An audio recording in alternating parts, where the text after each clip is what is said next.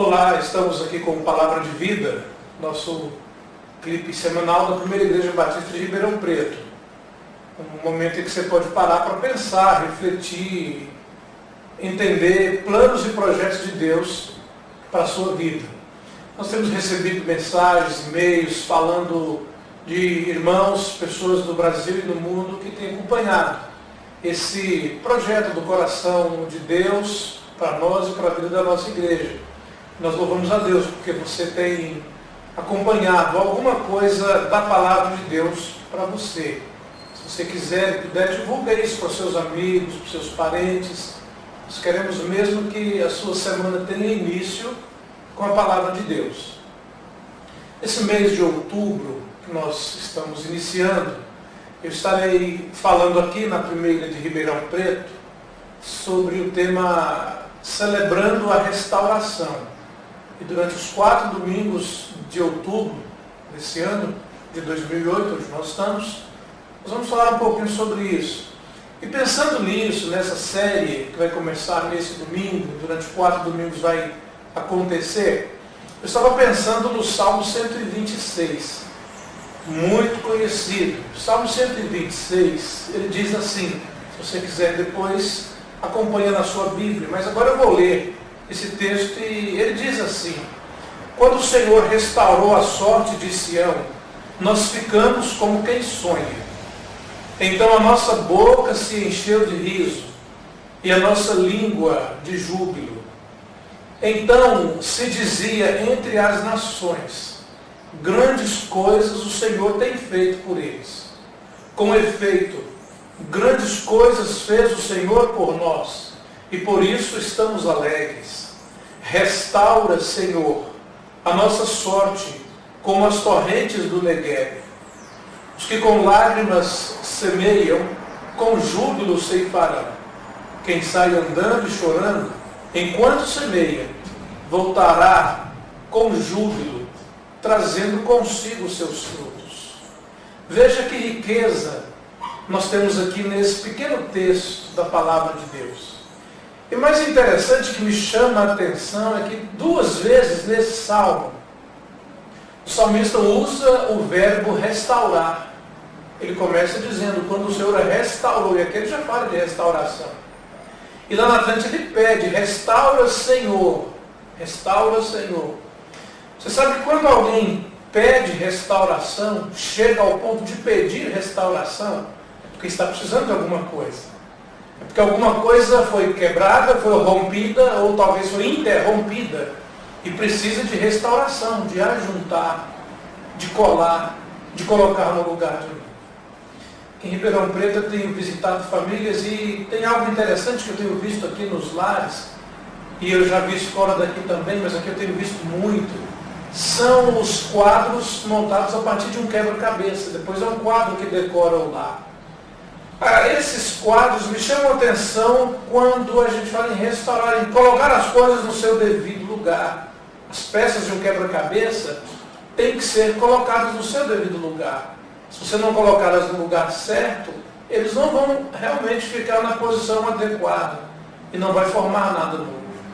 Então o salmista aqui, ele está pedindo restauração. Ele está suplicando a Deus restauração. Salmo 126, ele está naquela classificação dos salmos pós-exílicos, ou seja, ele foi escrito depois do exílio do povo de Deus, depois daquele tempo de cativeiro, onde eles achavam que nunca mais teriam liberdade. Isso você sabe pela história bíblica, pelos relatos da história do povo de Deus, ali do cativeiro, da opressão, da perseguição, da morte de muitos. E o Salmo 126, ele é pós-exílico, ele foi escrito e vivido no coração do salmista depois daquele tempo de exílio. E isso é importante a gente compreender, para compreender por que o salmista fala algumas coisas aqui. Ele fala assim, quando o Senhor restaurou a nossa sorte, por quê? Porque eles estavam presos. Eles ficaram cativos por muitos anos. Depois eles foram libertos, através de um rei Ciro, que foi profetizado. Ciro levantaria e abriria as portas do cativeiro Esse é o contexto e talvez o pano de fundo do Salmo 126. O rei Ciro mandou abrir as portas do cativeiro e disse para eles: olha, agora vocês podem sair do cativeiro, acabou. Vocês não estão mais presos aqui por nós, vocês podem sair. E alguns deles, daquele povo de Deus, olhavam-se uns para os outros e não acreditavam que o cativeiro havia acabado. Afinal de contas, foram várias décadas aprisionados ali. Então ele fala assim: com efeito, o Senhor tem feito grandes coisas por nós, e é por isso que estamos alegres. E interessante, os vizinhos, os povos vizinhos, viram isso e os povos vizinhos testemunharam. Entre as nações, os povos vizinhos, se dizia: realmente, o Senhor tem feito grandes coisas por eles.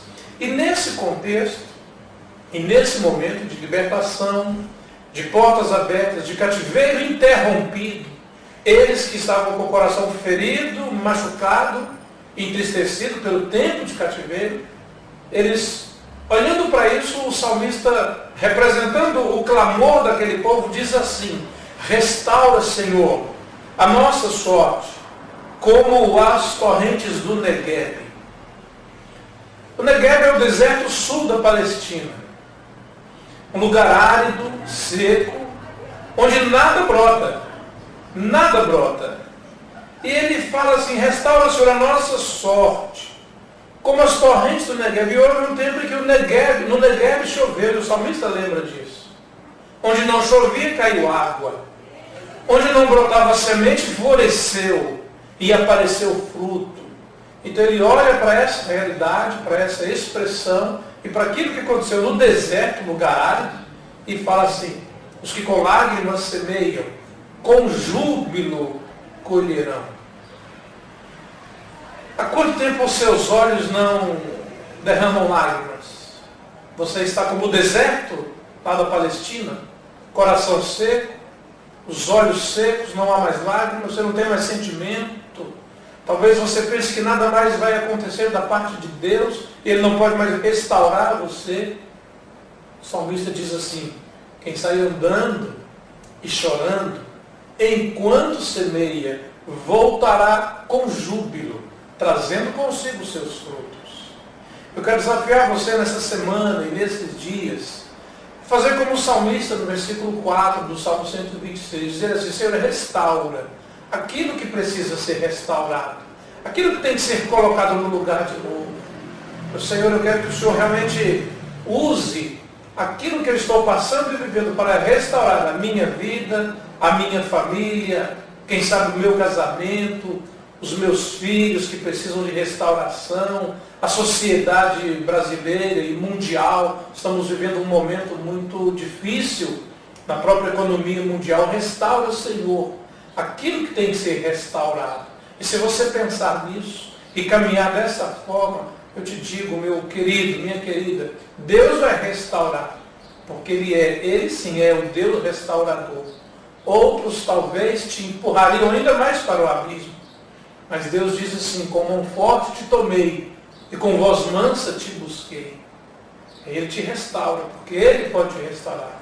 Desafio você a olhar para o Salmo, olhar para a sua vida, às vezes seca, árida como um deserto, e dizer: Senhor, restaura a minha vida, o meu coração, aquilo que tenho, aquilo que sou. E você vai experimentar um tempo novo a partir do seu próprio coração. Que Deus te abençoe bastante.